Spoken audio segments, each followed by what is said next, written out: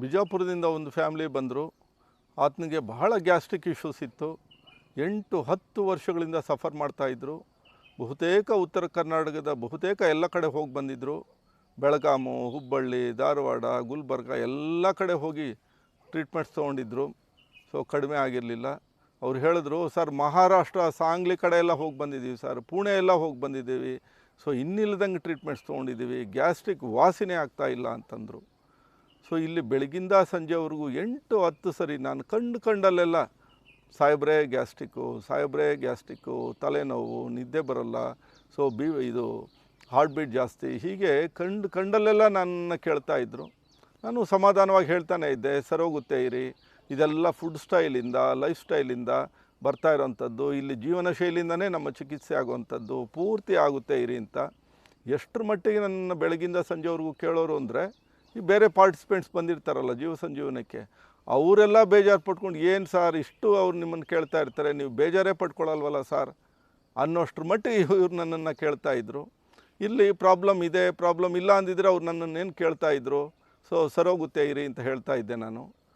5 ದಿನ ಆಯಿತು. 6ನೇ ದಿನಕ್ಕೆ ನಾನು ಮಧ್ಯಾಹ್ನದವರೆಗೂ ಅವ್ರು ಕಾಣಿಸ್ಲೇ ಇಲ್ಲ. ನಾನು ಹುಡುಕ್ತಾ ಇದ್ದೀನಿ, ಎಲ್ಲಿ ನಾನು ಕಾಣಿಸ್ಲೇ ಇಲ್ವಲ್ಲ ಗ್ಯಾಸ್ಟ್ರಿಕ್ ಕೇಸು ಅಂತ ನಾನು ಹುಡುಕ್ತಾ ಇದ್ದೆ. ಎಷ್ಟರ ಮಟ್ಟಿಗೆ ಅವ್ರು ನನ್ನನ್ನು ಕೇಳ್ತಾ ಇದ್ರು ಅಂದರೆ, ಅವ್ರು ಕೇಳಲಿಲ್ಲ ಅನ್ನೋದೇ ನನಗೇನೋ ಕಳ್ಕೊಂಡಂಗೆ. ಎಲ್ಲಿ ನಿಮ್ಮ ಯಜಮಾನ್ರು ಕಾಣಿಸ್ಲೇ ಇಲ್ವಲ್ಲ ಅಂತ ಅವ್ರ ವೈಫ್ ಕೇಳಿದೆ. ಅವರು ಹೇಳಿದ್ರು, ಸರ್ ಅವ್ರಿಗೆ ವಾಸಿ ಆಗ್ಬಿಟ್ಟಿದೆ ಸರ್, ಅದಕ್ಕೆ ನಿಮ್ಮ ಹತ್ರ ಬರ್ತಾನೇ ಇಲ್ಲ ಅಂತಂದರು. 10 ವರ್ಷಗಳ ಗ್ಯಾಸ್ಟ್ರಿಕ್ ಸಮಸ್ಯೆ 5 ದಿನಗಳಲ್ಲಿ ಅವ್ರಿಗೆ ಸೊ ವಾಸಿ ಆಗೋಯ್ತು. ಸೊ ಕಾರಣಗಳೇನಾದರೂ ಗೊತ್ತಾಯ್ತಾ ನಿಮಗೆ? ಏನಾದರೂ ಅಲ್ಲಿ ಇಲ್ಲಿ ವ್ಯತ್ಯಾಸಗಳು, ಜೀವನ ಶೈಲಿ ಏನಾದರೂ ಕಾರಣ ಅಂತ ಗೊತ್ತಾಯ್ತಾ ಅಂತ ಕೇಳಿದೆ. ಅವ್ರಿಗೆ ಗೊತ್ತಾಗಲಿಲ್ಲ, ಏನೂ ಗೊತ್ತಾಗ್ತಾ ಇಲ್ಲ ಸರ್, ಒಟ್ಟಾರೆ ಅಲ್ಲಿ ಅಷ್ಟೊಂದು ಸಫರ್ ಆಗ್ತಾಯಿದ್ರು ಸರ್, ಇಲ್ಲಿ ಈಗ ಮರ್ತೇ ಹೋಗೋಷ್ಟು ಮಟ್ಟಿಗೆ ಕಡಿಮೆ ಆಗೋಗಿದೆ ಅಂತಂತಂದರು. ಸೊ ಅದ್ರ ಮಾರನೇ ದಿನ ಸೊ ಪ್ರೆಸೆಂಟೇಷನ್ ಕೊಡ್ತಾ ಇದ್ದೆ.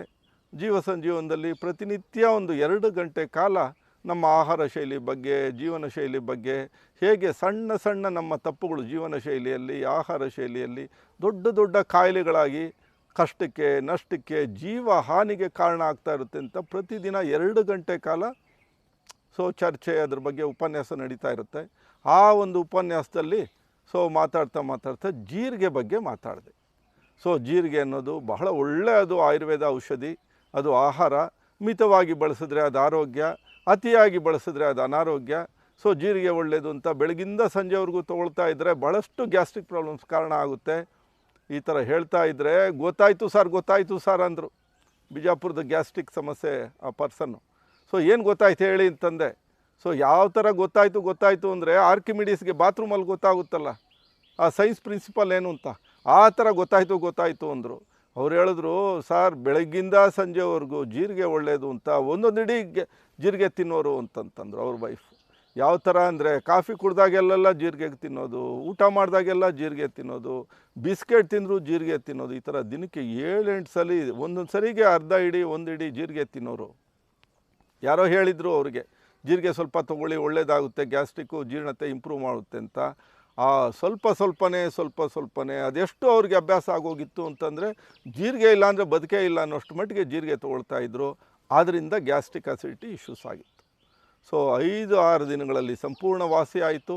ಹೀಗೆ ಸಣ್ಣ ಸಣ್ಣ ಜೀವನ ಶೈಲಿ ಅಂಶಗಳು ದೊಡ್ಡ ದೊಡ್ಡ ಕಾಯಿಲೆಗಳಾಗಿ ಪರಿವರ್ತನೆ ಆಗ್ತಾ ಇರುತ್ತೆ. ಜೀರಿಗೆ ಅನ್ನೋದು ಬಹಳ ಒಳ್ಳೆಯದು, ಆಯುರ್ವೇದ ಔಷಧಿ, ಅದು ಆಹಾರವಾಗಿ ಬಳಸ್ತಾ ಇರುವಂಥದ್ದು. ಈ ಔಷಧೀಯ ಆಹಾರಗಳನ್ನು ಆಹಾರವಾಗಿ ಬಳಸಿದಾಗ ಅದನ್ನು ಮಿತವಾಗಿ ತೊಗೊಂಡ್ರೆ ಅದು ಆರೋಗ್ಯ ಕೊಡುತ್ತೆ. ಜೀರಿಗೆ ತೊಗೋಬಾರ್ದು ಅಂತೇನಿಲ್ಲ. ನೀವು ಬೆಳಿಗ್ಗೆ ಬರೀ ಹೊಟ್ಟೆಯಲ್ಲಿ 1/4 ಚಮಚ ಅಷ್ಟು ಜೀರಿಗೆ ಚೆನ್ನಾಗಿ ಅಗದು ಅಂದರೆ 10 ನಿಮಿಷ ಅಗಿಬೇಕು. ಅಗದು 1 ಲೋಟ ನೀರು ಕುಡಿಯೋದಾದರೆ ಅದು ಕೆಲಸ ಮಾಡುತ್ತೆ. ಅದು ಜೀರ್ಣತೆ ಇಂಪ್ರೂವ್ ಮಾಡುತ್ತೆ. ಸೊ ರೋಗ ನಿರೋಧಕ ಶಕ್ತಿ ಕೊಡುತ್ತೆ, ಗ್ಯಾಸ್ಟ್ರಿಕ್ ಕಡಿಮೆ ಮಾಡುತ್ತೆ. ಇಲ್ಲ ರಾತ್ರಿಯೇ ನೀವು ಒಂದು ಅರ್ಧ ಚಮಚ ಜೀರಿಗೆಯನ್ನು 1 ಲೋಟ ನೀರಲ್ಲಿ ನೆನೆಸ್ಬಿಡಿ. ಬೆಳಗ್ಗೆ ಆ ನೀರನ್ನು ಶೋಧಿಸಿ ಆ ಜೀರಿಗೆ ನೀರು ಕುಡಿಬೋದು. ಇಲ್ಲ ಬಿಸಿ ಆಗಬೇಕು, ಸ್ವಲ್ಪ ಬಿಸಿ ಇರಬೇಕು ಅನ್ನೋದಾದರೆ ಆ ನೆನೆಸಿರೋ ನೀರನ್ನು, ಜೀರಿಗೆ ನೀರನ್ನು ಬೆಳಗ್ಗೆ ನೀವು ಒಂದು ಸ್ವಲ್ಪ ಬಿಸಿ ಮಾಡಿಕೊಂಡು ಸೇವನೆ ಮಾಡ್ಬೋದು. ಹಾಗೆ ಸೇವನೆ ಮಾಡಿದಾಗ ಅದನ್ನು ನಿಧಾನವಾಗಿ ತೊಗೋಬೇಕು. ಸೊ ಚಪ್ಪರಿಸ್ಕೊಂಡು ಕುಡಿಬೇಕು. ಸೊ ಕಾಫಿ ಕುಡಿಯೋ ರೀತಿಯಲ್ಲಿ ಅದನ್ನು ಸ್ಲೋ ಆಗಿ ಕುಡಿಬೇಕು. ಆ ಜೀರಿಗೆ ನೀರನ್ನು ಕುಡಿದ ಮೇಲೆ 2 ಗಂಟೆ ಕಾಲ ಬೇರೆನನ್ನು ತೊಗೋಬಾರ್ದು.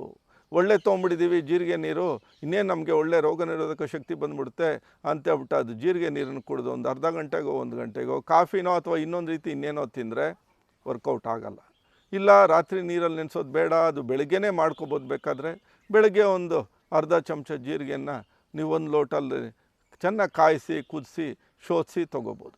ಒಟ್ಟಾರೆ ಜೀರಿಗೆ ಅನ್ನೋದು ಬಹಳ ಒಳ್ಳೆಯ ಒಂದು ಆಯುರ್ವೇದ ಔಷಧಿ. ಅದನ್ನು ಮಿತವಾಗಿ ಬಳಸಿದ್ರೆ ಅದು ಆರೋಗ್ಯ, ಅತಿಯಾಗಿ ಬಳಸಿದ್ರೆ ಅನಾರೋಗ್ಯ. ನಮಸ್ಕಾರ.